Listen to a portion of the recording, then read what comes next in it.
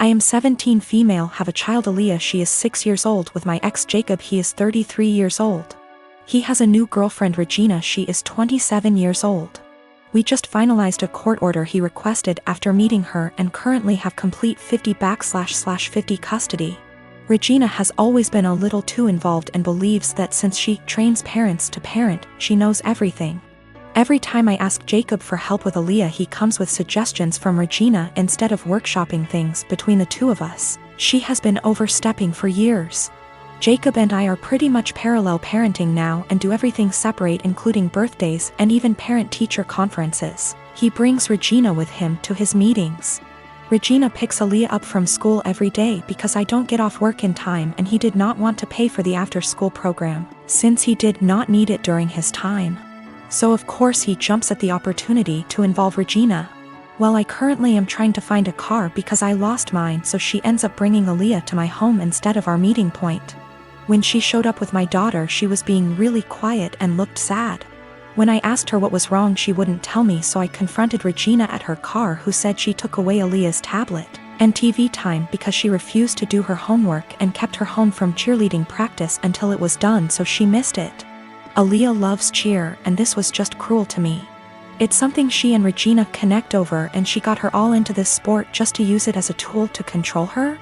To rip away when she feels like it? She's 6 years old, and that was not her place. I have told her before she was not allowed to discipline, but she said, if she is going to have Regina in her care, she will have to discipline her, and since she does not yell or hit, she doesn't understand the problem. I told her she is not a mom and should not be acting like one. She said this is why Aaliyah has behavior issues in MY care and left. I called Jacob and demanded that Aaliyah is put in the after-school program, and he refused, saying I was being ridiculous. But the parenting plan says no cruel punishments and that only the parents should lead most discipline. If he's doing what she says all the time, how is he leading? Now she is refusing to bring her to my home, and I have to Uber to the meeting point, which is costing me loads of money. Is this something I could take them back to court about? Edit to add that she keeps her for a couple hours after school until I get off. That's how she had enough time to discipline her. Yes, there is a clause about meeting partners. She's been around a few years, that's not the issue. She's just too involved in parenting and has been for a while. I feel like there are certain boundaries that should be in place and certain things only parents should handle, like discipline and PT conferences, etc. She claims she kept trying to get her to do her work, but she just refused, saying she wanted to play on her tablet instead. She should have called me or her dad when this happened. Cheerleading was Regina's idea. She was a cheerleader and pushed for Aaliyah to join. Aaliyah fell in love with it, and now I feel that Regina is using that to control Aaliyah. Do what I say or no cheer. She's 6. If she kept refusing to do her homework, she should have called me to discuss a consequence. If she's alone with Aaliyah during either parent's time, she needs to discuss with both parents what the course of action should be for discipline. She is not a teacher. She is not a professional we are paying for, therefore guidelines need to be followed. When I was a teenager, my dad bought me a classic 1972 Ford Bronco. It was my true passion, and I don't recall a memory from high school that somehow doesn't involve that truck. Plus my dad and I would spend hours and hours working on it together, and we went through that especially father/son rough patch. When I was teenager, it was always that Bronco that brought us back together. I made a huge mistake and sold the truck when I turned 19, and my dad died of a heart attack 2 months later, so while not logical, I've always felt a karmic connection between the two events. We had a baby in early February. She is our first and the light of my life. My wife is doing well, but she's back at work and she's realized that she hates all the daycares we've tried and really wants to be a stay-at-home mom, and plus she's still very hormonal from delivery. Lack of sleep and breastfeeding, so she's having a rough time and is angry a lot. I guess I need to say this.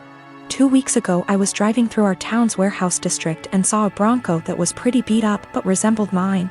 I stopped just for nostalgia's sake, and the owner came out and let me take a look inside.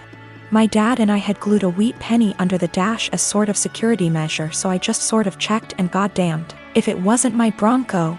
I asked him if he'd ever consider selling it. He said actually someone was on I-25 as we spoke from Colorado to buy it for $21,000. I freaked out and asked him if I could buy it right then and there for $23,000. He said if I could come up with the cash, yes. I had been procrastinating setting up a $529, so I had $12,000 in savings that my wife's parents had given us. I maxed out my credit card to Venmo and my mom bought down a check for $4,000 and I drove away in my old car. It was like a dream come true. Like a literal dream come true. It needs a lot of work I can't afford right now, but it's mine. Like in my driveway, mine. Again. I can't even describe what a joy this is. My wife and her parents are furious with me.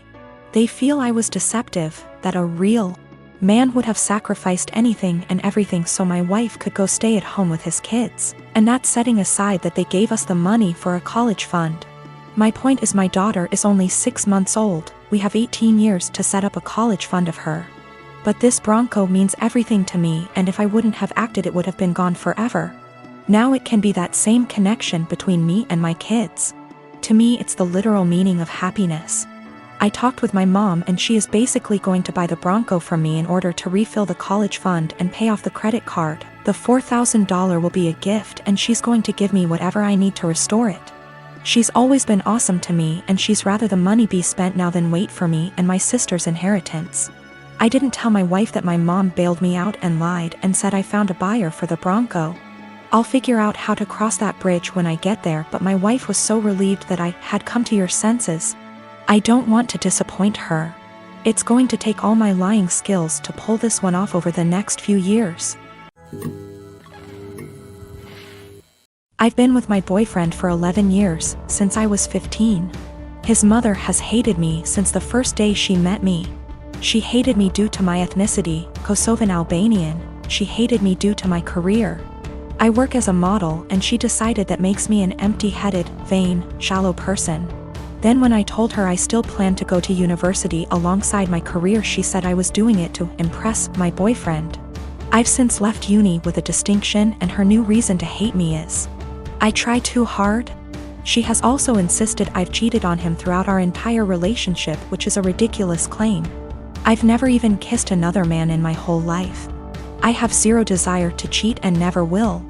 Late last year she attempted to void the insurance on my boyfriend's motorbikes. She tried to do this under my name so, hypothetically, when he was arrested for riding with no insurance and called his insurance company, I'd get the blame. After this happened my boyfriend and I agreed to cut her out, however it hasn't stuck. She left my boyfriend alone and respected his wishes for NC, but she's continued to contact and harass me. This leads to the last few weeks. My boyfriend works as a motorcycle test rider and he got in an awful motorbike crash while working. As such I now need to care for him. I'm okay with that and I'm focusing on seeing it as an opportunity for us to get closer. It's been nice honestly. However, his mother has been awful to me. She's called me litany of terms. From things as tame as stupid to things as awful as a nasty Serbian half-breed. I'm not Serbian and she's well aware that calling a Kosovan a Serb is offensive. I tried to block her so she started making new iMessage accounts and began to continuously harass me via those accounts.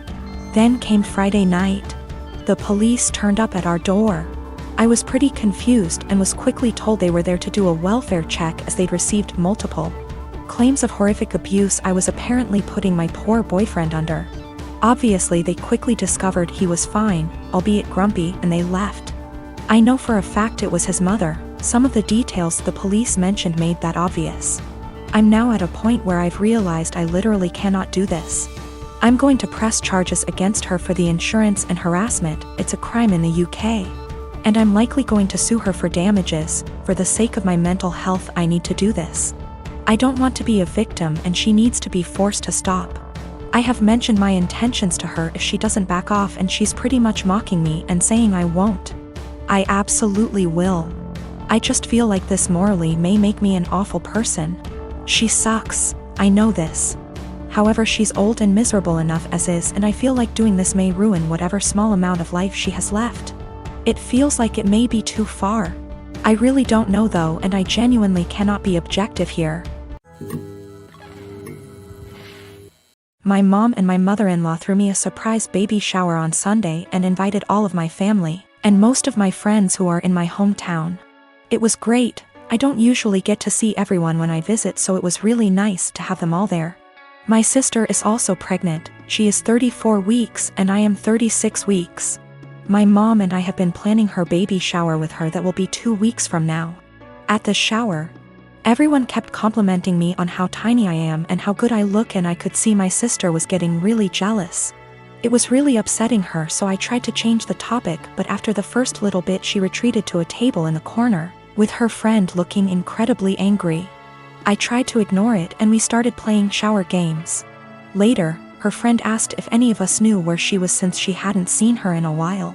Everyone was extremely worried because she wasn't answering her phone, and we thought she could have gone into labor or fallen or something terrible. The shower was in a party room at an arena, so it's a huge building, and everyone there, 70 of us, began searching the entire place up and down looking for her. Many people got into their cars to drive around the area and the different routes to the hospital to see if they saw her car. We also called her husband to see if he had heard from her, and he left work to help look. My other sister found her sulking inside a Timmy's.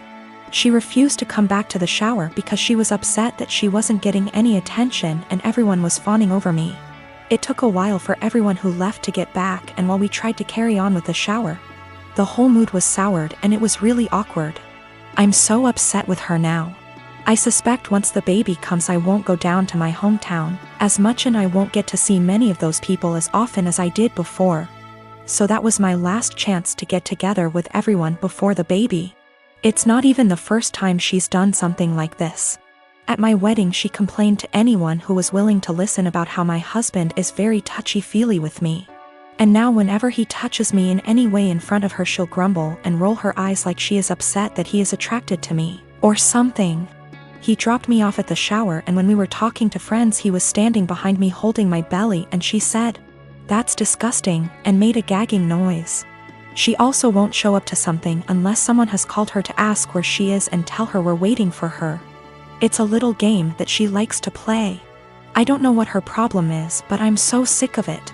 She hasn't spoken to me since the incident and won't return my calls or texts, but I think she owes me an apology. If she can't apologize, I don't think I want to continue to plan and pay for her baby shower. Is that fair? My mom and my aunt think I just need to try to move past it because that's just how she is.